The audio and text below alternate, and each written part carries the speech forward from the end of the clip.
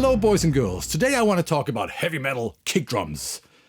A very wise old German beer drinking dude with a beanie.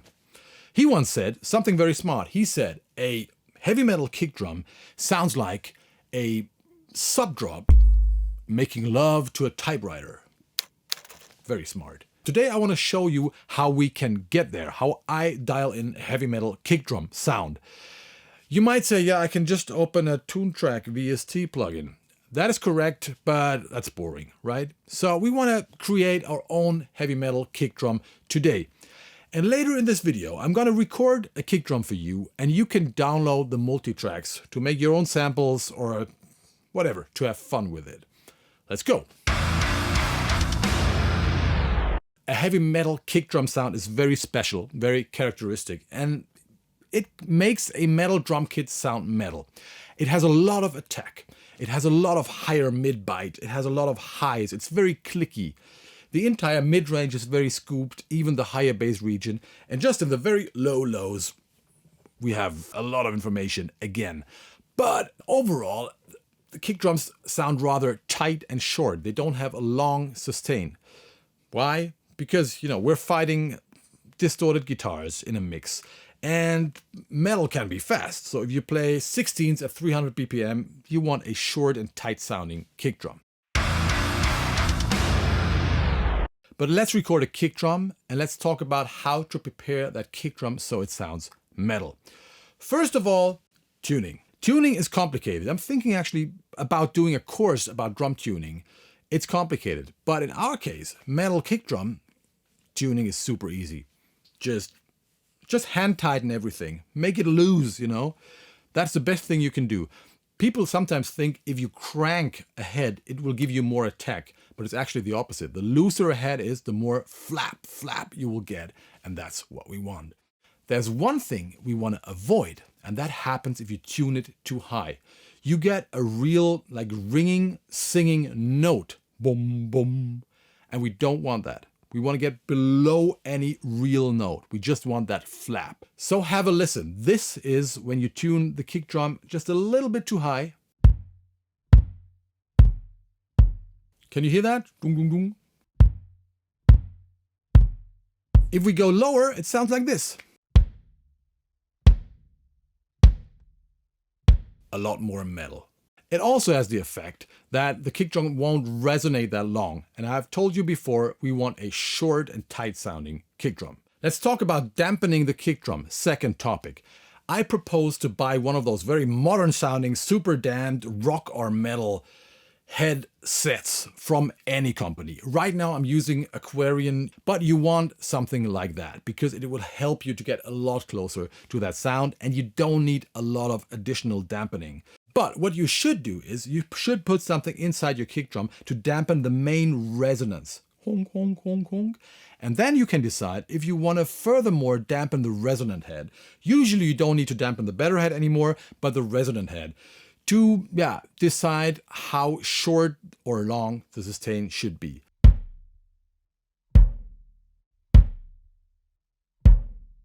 And this is a matter of taste, I guess. One more parameter that affects the sound is the beater. Usually it's the hotter, the better for metal, because you will get more attack. Some of the plastic beaters can sound a bit artificial. You have to try. And people used to put coins on the better heads to get more attack back in the days. These days we have products like the Remo Falam Slam, those stickers you can put on your better head to get more attack and to protect your kick drum head. I recommend using something like that too. I forgot to say that the bass drum shouldn't be too large, so 20-inch or 22-inch is usually fine. Even if a 24-inch kick drum looks great and sounds huge, it is a lot more difficult to mix very often because it has a lot more bass buildup that you need to control. 20-inch, 22-inch, that's what I try to use. Let me give you a real-world example. I had a great drum session 2 weeks ago with Mr. Bastian Emig from Berlin, who is a fantastic drummer. And he plays in a band you might know called Fan Canto. Very interesting band. I love them. They're a cappella metal band. You're gonna love or hate them, I'm sure. Anyway, we had a drum session, and after a few beer, I talked him into recording a few spontaneous grooves for me so I can use them in my videos. So thank you very much, Bastian, for doing that. He's a great drummer, and we were using his drum kit. And he's actually using a 24-inch because he's not really going for a super clicky sound. But let me use that material to find out if I can dial in a real clicky metal sound so you can understand how I do this.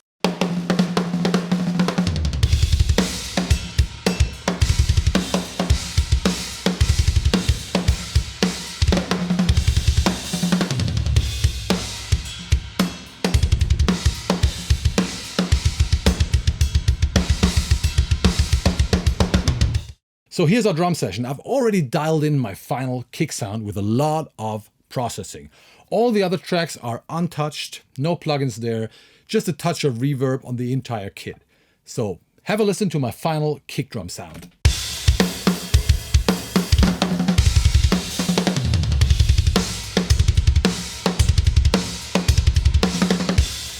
Sounds very heavy metal if you ask me. So let me show you what I've done. First thing I will do is bypass all the plugins. Sounds like this.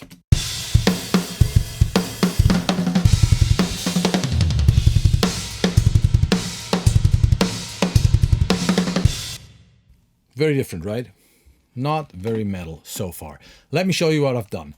We are listening to the main kick mic, Audix mic inside of the kick drum. And the first plugin I'm using is a CLA plugin, but the bass plugin. Because it has that natural smiley curve EQ, even if you don't touch any of the faders. You can add some highs here, you can add some compression and some real nice low end. So it sounds like this.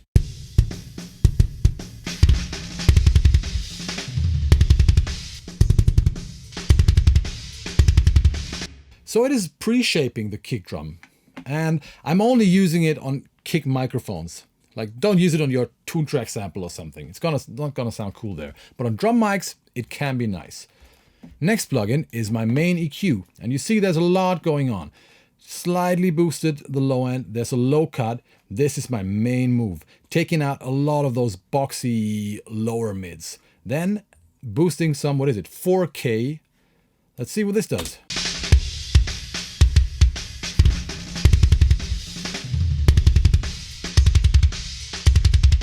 Again, it sounds a lot more metal. By adjusting the frequency here, you can make it sound more metal if you go higher and more rock if you go lower.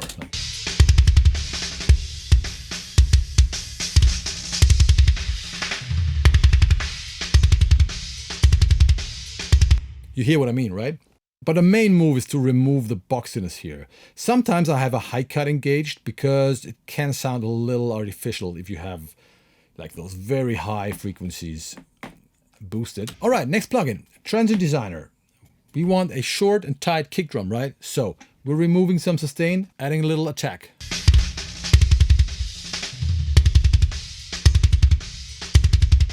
Let me just bypass those 3 plugins so you remember where we are coming from.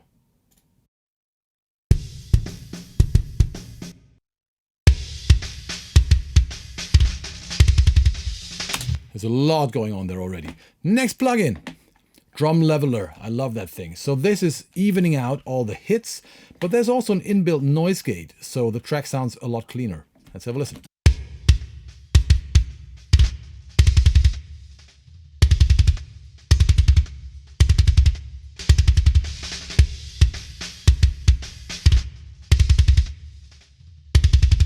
And finally, we need compression. And this is Rocket. This is an 1176 type of compressor. Very, very fast. And you see the attack is actually dialing very slow here. It's still super fast. And it will really control like the hits, the dynamics, but also the low end of the kick drum. Have a listen.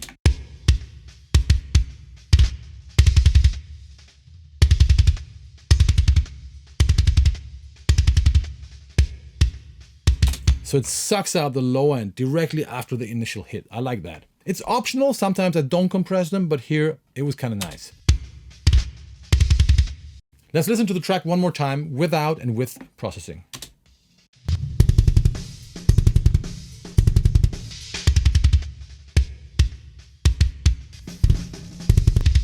So there's a huge change.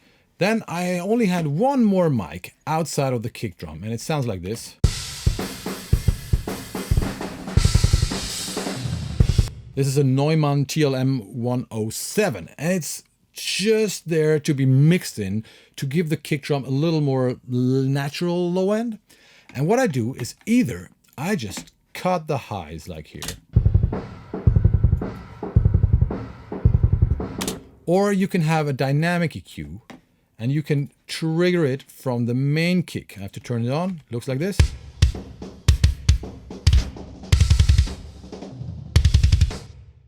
Each time the kick is being hit, it's gonna open up this filter. But I'm not doing it here. I decided to just go for a static high cut here. Let me mix in that microphone. We start with the main kick mic. And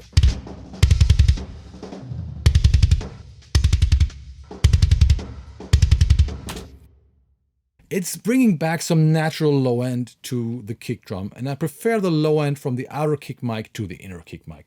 Sounds really nice together. So we're almost there, but it's not enough. I have a group, and on that group, we have both those microphones. And then there's another filter, SSL in this case, doing once again exactly the same thing, which is boosting the highs at 7, 8K or something, another freaking 5 dB, and we're taking out, what is it, 6 dB of 300-400 Hertz boxiness. Sounds like this.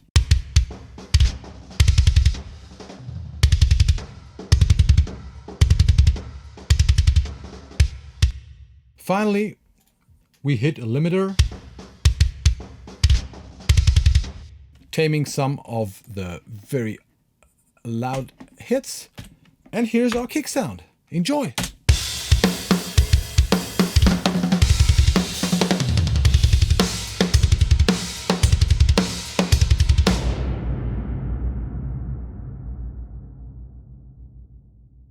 So here's a setup that I used for recording my Yamaha Recording Custom 22-inch kick drum. And these are the samples you can download. You will get 4 tracks. This is the main track inside the kick, recorded with an Audix D6. That would be my main kick mic. Then we have an alternative, and that is the Shure Pressure Zone mic in the same position. That microphone has a lot of mids, but somehow they are the right mids to be mixed in with, for example, an Audix mic. They're really useful.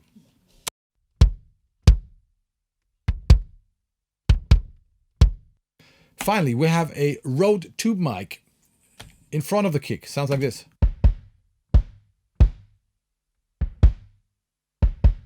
It's also giving you a hint of the room. Let's mix this one in.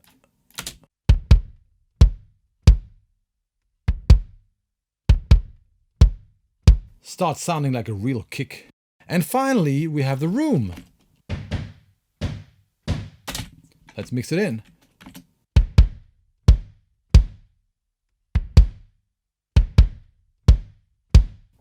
So if you want to download those samples, the raw files, all you have to do is to subscribe to my newsletter. You find all the information in the description, and I'm gonna send those samples, a link to those samples, to everybody next week. So subscribe. So this was my little video about making kick drums sound evil and fucking metal again. I hope you enjoyed it. I will try to put out some more drum videos, but I need you to let me know what you want in the comments. Also, please subscribe to this channel, ring the bell, ding dong. Join my email list, because there will be a lot of cool stuff coming. What else? That's all.